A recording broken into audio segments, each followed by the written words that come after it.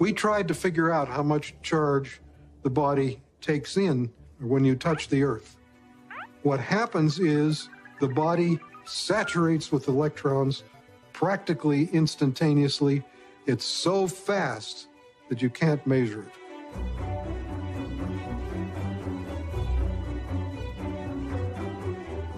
So electrons from the Earth enter the body right away, and they coat the red blood cells so that the cells repel each other. And then they can't clump, and the blood viscosity goes down. It's easier for the heart to pump the blood pressure goes down. All kinds of cardiovascular issues, they go away.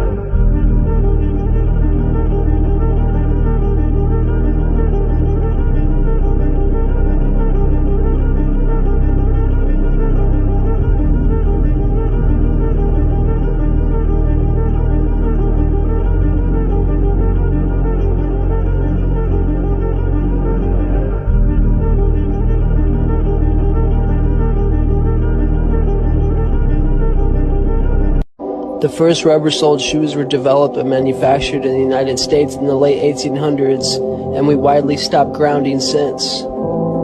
Here on Earth, the positive charge from our bodies is always attracted down towards the Earth, and the negative will be attracted to the air above. This phenomena creates a force in that downward vector, because as soon as we leave the ground, we become positively charged by the air around us, and now forced to the negative of the ground like a magnet. This is electrostatic acceleration. You might have noticed witches, wizards, and prophetic people being depicted with wooden shoes, sandals, or barefoot, although they're working with different energy, and this is because wood is a conductor. Charged electrons or voltage has no problem moving through wood. Not only does walking barefoot stabilize our cortisol circadian rhythm to balance our internal bioelectrical environment, the negative ions help to balance the positive ions in our body, and this improves our health as the electrical activity energizes the body. Research has also discovered that walking without shoes helps to boost immunity, glucose regulation, improve skin conductivity, reduce stress and anxiety, improving the surface charge of red blood cells, which reduces the chances of cardiovascular disease. I grew up around Native American people, primarily the Cheyenne and the Crow. I remember coming home one day, and we were going to go into one of the kids' teepees with his parents, and the mother said, "Take those shoes off, they'll make you sick." It was just strange why she would say they would make you sick. Well, I wouldn't have had a clue at that time. In simple terms, grounding is literally putting your bare feet on the ground. When you do that, you're in contact with the Earth, and Mother Earth is endowed with electrons. And these electrons are literally absorbed through your feet. It's like taking handfuls of antioxidants, but you're getting it through the feet. Grounding means connecting to the Earth to support the specific function of the organs of your body. It supports the body as a whole, but it specifically supports organ systems down to the tissues and the cellular function of the entire body. In 1960, we invented synthetic materials. The first thing we did was we put synthetic soles on the shoes. We started wearing sneakers. So it's the most common sense thing that we are organisms that live and grow and depend entirely on the Earth while we're alive. And yet we have completely isolated ourselves from it. We're so disconnected that it becomes this weird thing if we actually slip our shoes off. 95% of people walk insulated on the Earth. This was the single thing that happened that probably caused the proliferation of inflammation-related health disorders far and above anything else. This is so incredible. This is Nobel Prize material. I got involved in the cable industry in the early 60s. I first learned the need to ground cable signals as we were developing the industry. When you run a wire into the house, before you can go into the house, you have to ground the cable. I mean, you have miles of wire hanging up there in the air. If there's lightning in the air, it's going to hit the cable. And so what you want to do is create a path to ground for the lightning so that it doesn't enter the house or blow up the TV or create a fire. One day I was sitting at a computer and the computer kept crashing. I knew it was static electricity, so I put a piece of tape across my desk and grounded it.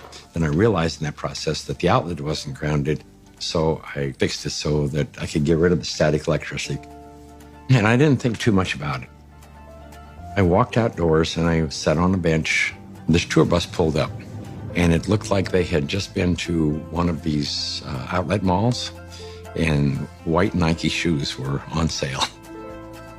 It just dawned on me. I asked the question, I said, I wonder if it's possible that humans are, we're no longer naturally grounded. I wonder if these shoes could be interfering with us. So that night, I went to the hardware store and I bought a roll of metal duct tape. And I just taped it across the bed.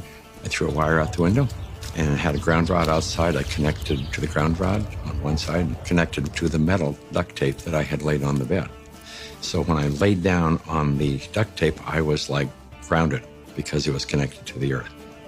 I woke up the next morning and I thought, holy cow, there's something going on here, because normally for me to go to sleep, I had to take Advil. So I tried to find out what I could. The internet was hardly anything. This is back in '99. Went down to the University of Arizona into one of their medical libraries, and there was nothing. And in fact, I even tried to find the cause of chronic pain. The cause of MS was unknown. The cause of arthritis, unknown.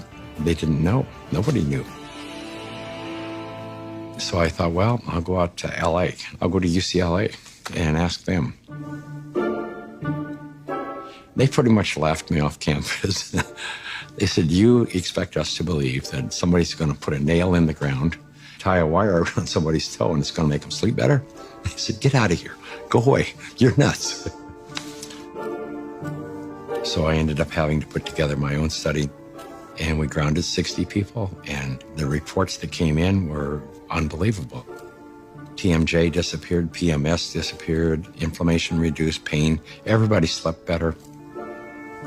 Found an anesthesiologist in San Diego, and he says, I don't think there's anything to what you're doing. There's got to be an anomaly here, but I'll entertain you. He says, I will prove that you're wrong. Now, we did the study. It's the first study that I did that was a legitimate study where we had quantifiable data. Then we decided, well, we're going to do a big study now. And we ended up attracting scientists, physicists. When they saw the study, everybody said, well, this is really pretty interesting. I didn't know anything about grounding. I had never heard of it at all, but I became a new mom, and I had my first child, and she had colic, and she cried and cried and cried. First thing I did, being a physician myself, was take her to the pediatrician, and remember distinctly leaving that pediatrician's office with a knot in my stomach, because the first thing they told me is, it's a baby, let him cry.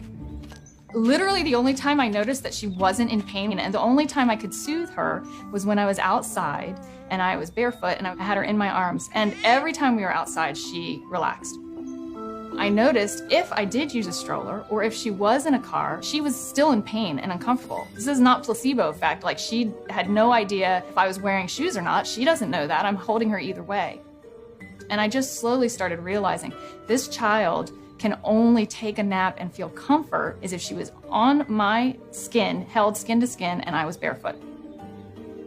She'd be dead asleep, and if I stepped in the house and took both my feet off the ground, she would wake back up and the pain response would come back. And I didn't know what it was called, and I didn't at that time feel comfortable thinking about using it in my conventional medical practice, but I just knew that this is what I'm gonna do to help my child. I was working with a mentor of mine, and she recommended that I ground my energy. I didn't know what she meant by ground yourself. So the first thing I did was go home and look it up on the internet. And through doing a search about grounding, I found Clint Ober's work and the book about earthing. And I realized that it's a real thing and a real healing modality with tons of medical literature behind it. I first learned about grounding maybe 12, 13 years ago through one of the trainers for the Tour de France team from the US, and he was using it with many of their athletes and with surprising results. And I think that surprising best summarizes my response to it because it didn't seem to make sense. I think I became a believer once I started to explore the science. If you take a microscope and you look at a piece of wood and you go down, down, down, all of a sudden there's nothing there. There's molecules, but they're not even connected. What's holding them together? What's the force that's holding everything together? Our body is electrical. This is all electronic equipment. The heart, the lungs, the brain. I mean, this is electrical equipment. It's all electrical. Everything is electrical. Unbeknownst to us, we live inside a battery. The surface of the Earth is charged negatively, and the ionosphere, which is a layer of the atmosphere about 60 miles up, which is ionized by the sun, meaning that the rays of the sun are so strong that they split the molecules into a positive charge and a negative charge. The negative charge are transferred to the surface of the Earth through lightning mainly, and the positive charge stay 60 miles up. The problem arises when we don't have negative charge. So we need grounding just as we need air and we need sunshine. Stephen Sinatra, who was a cardiologist from back east, was attending a convention. We sat down with Stephen and told him the story of what I was doing. Now he said, well, if you're affecting pain, he says, you need to be researching inflammation. You don't have arthritis, you don't have cancer, you don't have all these health disorders. What you have is chronic inflammation.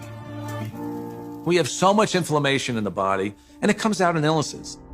We go to a doctor with all these complaints, but a lot of it is silent inflammation, including my specialty, heart disease. Heart disease is an inflammatory process. So how do we reduce inflammation? Inflammation is produced by neutrophils, which is a white blood cell. You have an injury, you have a damaged cell. And so these white blood cells come over and they encapsulate the damaged cell and they release reactive oxygen species, which rip electrons from the damaged cell and that destroys the damaged cell. If there's not enough free electrons there to reduce the remaining radicals, they're going to steal an electron from a healthy cell and in the process damage it.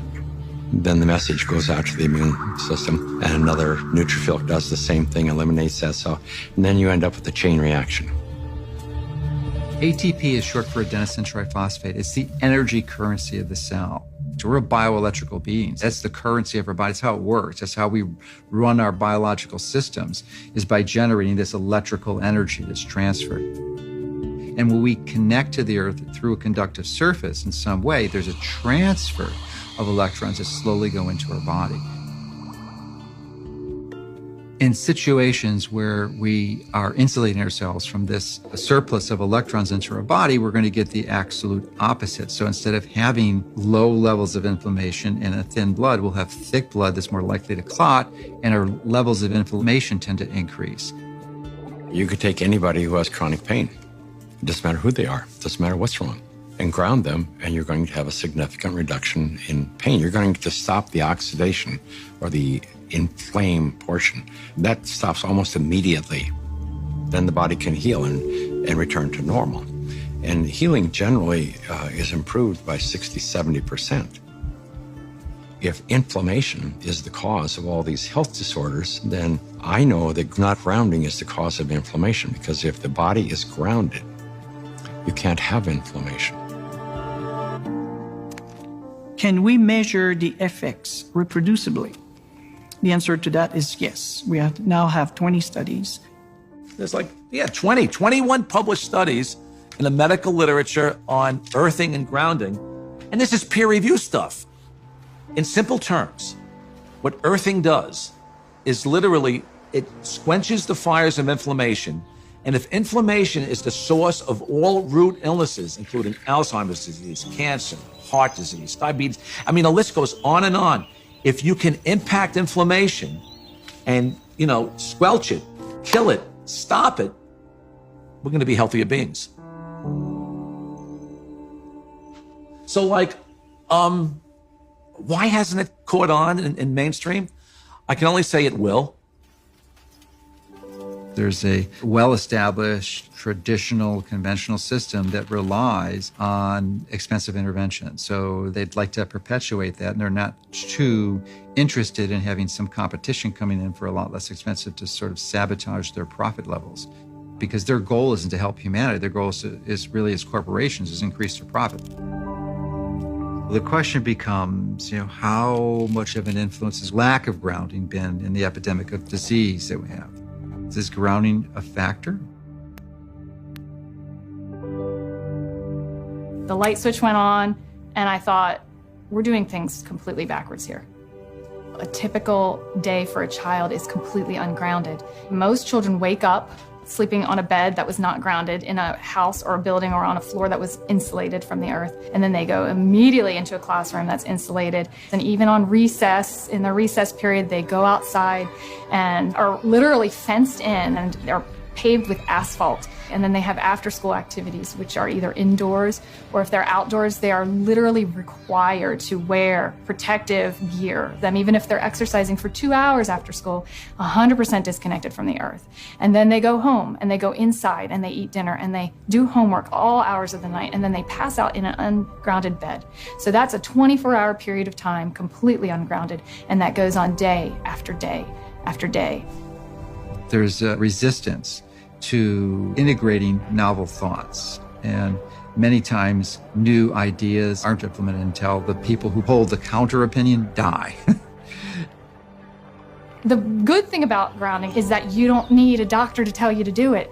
You do not need a physician to recommend it to you. You can try this anytime. It is your birthright because you live on the earth. I ground every day. Hey, I want to be connected to the earth as much as I can. I would say about 95% of the day I am grounded because I believe it's just a no-brainer. Go outdoors, take your shoes off, stand barefoot on the earth, or sit on the earth, put your feet and your hands on the earth, and you will instantly notice the pain and inflammation begin to drain from your body. I got my life back is probably the most common refrain that I hear. Thank you, I got my life back. I got my life back.